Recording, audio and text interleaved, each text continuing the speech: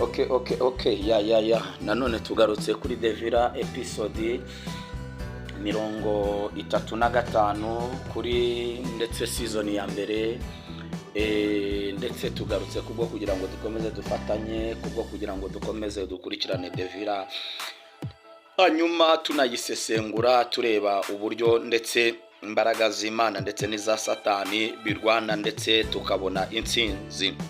Imana ishimwe kandi Imana nibaha umugisha abantu mwese, kandi Yesu akomeza bishimire, kandi nizere ko mwaramutse amahoro ku bantu mwese mukurikiranye ndetse icano cyangwa se cano yitwa Umuhamya ni Yesu TV. Ndabashimiye kandi ishima n'Imana ikomeza kubana natwe kuri episode ya 35 ndetse na 5 kuri Devira episode iyo ngiyo nyine tugiye kureba. Uyu munsi tugarutse nanone ku nkuru ndetse z'uwitwa ndetse Nzayire impeta yamubanye uburyohe. Yavuze ko impeta none bari bumuhe 500. Nanone kandi Nsabi Imana iri mwijiriza hora itsinda. Nsabi ndetse Yesu aramutsindiye agatego ndetse isimbi yaragiye kumutuzamo cyangwa se kumugushamo. Marayika w'Uwiteka aramubonekeye cyane. Nta usenga kina kandi nta nukandagira usenga, kuko gusenga nibwo buzima, gusenga ni imibereho. Reka nkubwire inzira zose wacamo ndetse icyo wakora cyose uri gukinisha izina ryo gusenga ubasha ndetse kuba uw'umumaro. Gusenga n'ubuzima, gusenga n'umubereho kuri Devirari, ndetse buri muntu wese nakomeze akoremo icyigisha ahangaha ndetse kuri Devira. Hanyuma dukomeje ndetse ku nanone tugaruke ku witwa ndetse Aisha n'uwitwa Devu. Aisha yakomeje gushaka urukundo ku ngufu dayimoni, noneho sinzi Aisha arimo arashaka urukundo ndetse rwurimo imyuka mibi ararushaka ku ngufu, ndetse byabaye ngombwa ko mwibuke twashoje ajya kwa nyina cyangwa se iwabo wa Devu. Hanyuma ndetse agezeyo ndetse azana ubushinzi bwe, ariko ndetse avuga ko bidashoboka Devu ari inshuti ye cyane.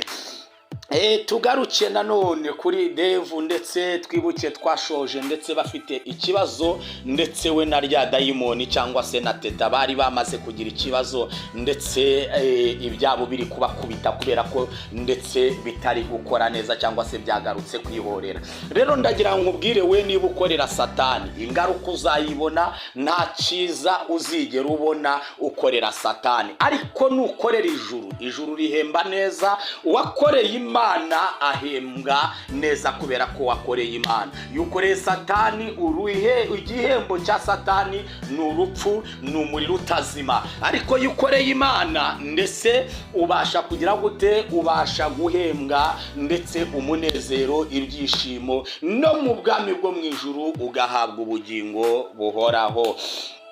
Nanone twongere tugaruke ndetse Devu ndetse Aisha yamuzengereje kabisa, yamuzengereje.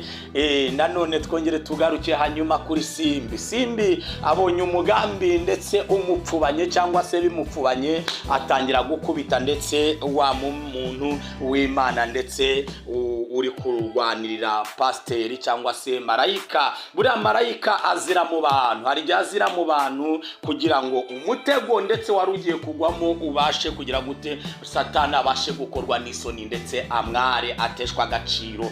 Imana ishimwe, Imana ikomeze twishimire. Hanyuma tugaruka ndetse kuri nyina wa Teta cyangwa se kuri nyina wa Fabiola. Nyina wa Fabiola uyu munsi wa none nta mahoro afite.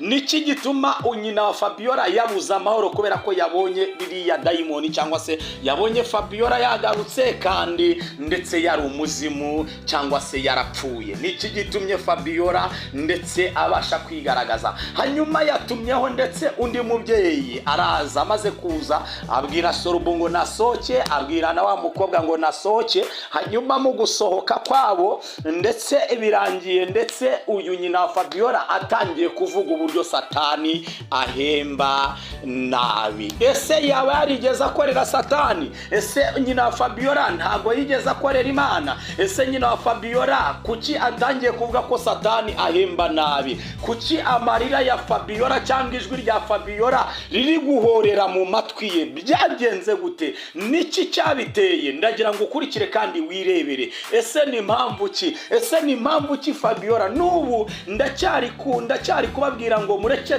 turebe amaherezo y'iyi filime? Ni impamvu ki ndetse Fabiola ni impamvu ki yagarutse ku isi? Ese ni impamvu ki yashyinguwe, yamara gushyingurwa akagaruka muri iyi si? Niki cyabiteye? Ese nyina wa Fabiola yakoreraga satani? Ese yakoraga ibigirwamana? Bijya bishoboka cyane umuntu akaba ari mu rusengero tukibwira ko ari gusenga ariko afite imbaraga z'umwijima akorana nazo, cyangwa se afite nyabingi akorera. Hari abantu benshi bakorera nyabingi, bakorera abapfumu, bakorera abarozi, bakorera satani, kandi batwihishemo, bagendana natwe iminsi yose, ariko ingaruka ndetse z'icyaha niki? Ni urupfu. Nawe rero wagarukira Imana ugasenga Imana, kubera ko Yesu ahora atsinda kandi ku rugamba ahora arwana akanesha. Imana ishimwe, Imana ibaha umugisha. Reka mbabwire ngo murakoze cyane. Reka dukomeze tubane kuri The Viral episode, ndetse episode nanone ndetse mirongo